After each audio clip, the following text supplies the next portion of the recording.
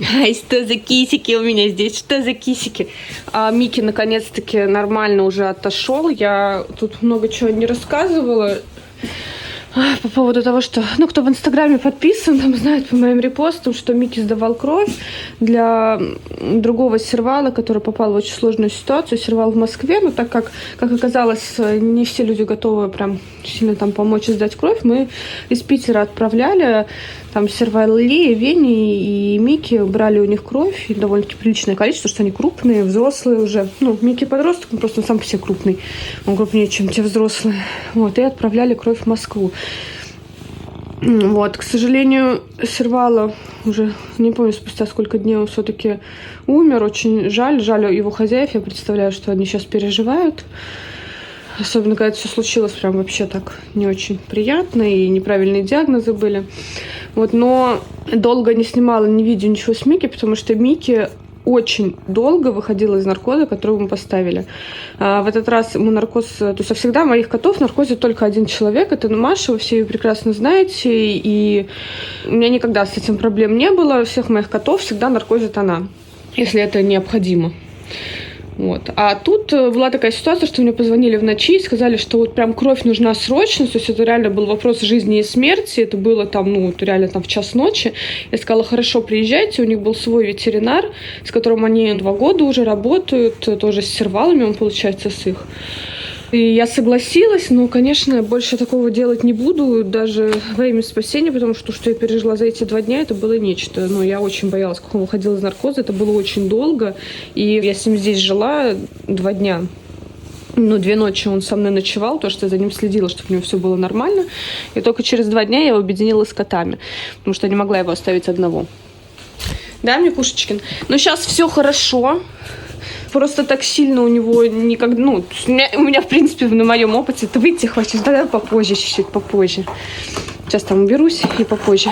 Никогда так долго, у меня и так тяжело, коты не выходили из наркоза. Вот. Но на самом деле там дело было в препарате, не сколько в его реакции на наркоз. Просто сам препарат, который использовался. Я, к сожалению, не разбираюсь в этом. И теперь буду. Вот, но все хорошо, Микки старался помочь, кровь мы отправили, в этот же день, ночью взяли, утром отправили, ну, в смысле, в эту же ночь отправили все. К сожалению, сервал не выжил тот, но не помочь я не могла, потому что в тех ситуациях, когда мне нужна была кровь, и люди, шли мне на помощь тоже, не конкретно эти там, в принципе, то есть я просила помощи, я знаю, каково это искать, когда тебе там отказывают, когда что-то еще, я все это прекрасно понимаю, как это сложно, чтобы еще и кровь подошла. Поэтому я просто не могла отказать, потому что сама недавно такие ситуации переживала. Но это же красотка. Для Микки я уже закупила. Сейчас покажу. Сейчас потихоньку эта комната будет разгребаться. Сейчас покажу комнату. Вот это одна ее часть.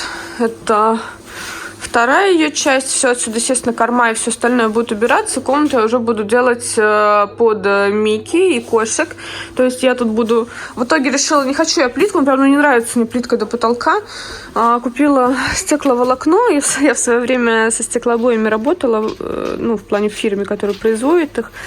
Вот. Очень мне нравится эта идея, в принципе, со стекловолокном. В доме рептилином я тоже настояла тогда и делали стекловолокно, потому что это реально пожаробезопасно, очень классная штука. В общем, будет стеклохолст вот этот, и просто, вначале здесь, понятное дело, нужно будет швы обработать, все сделать, и просто под покраску. Он такой вот тоненький.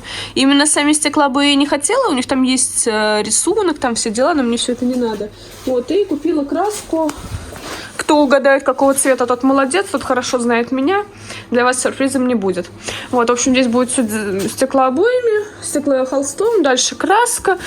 И вот эту часть, то есть нужно будет еще...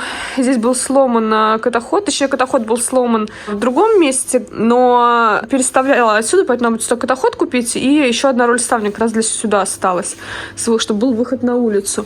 Вот, и, соответственно, вот эту часть... Я буду отделять, буду делать деревянный каркас и сетку, чтобы там жила кошка. То есть, та же самая Мелисса, чтобы они постепенно знакомились. И здесь, есть такая комната, получается, как у енотов, что можно будет поставить и лоток, и кресло, и какой-нибудь комплекс, то есть прям комфортный для кошки, чтобы жилось. Чтобы они знакомились постепенно, то есть буду отделять. Поэтому, собственно, большая комната для Микки. Вот, посмотрим, что из этого получится. Но сейчас пока Артек занят стеллажами и обустройством комнаты в Рептилина, поэтому дальше он придет к этой комнате. Ай, ну что за кот? Что за кот? Что за кот снежный? Кот красивый.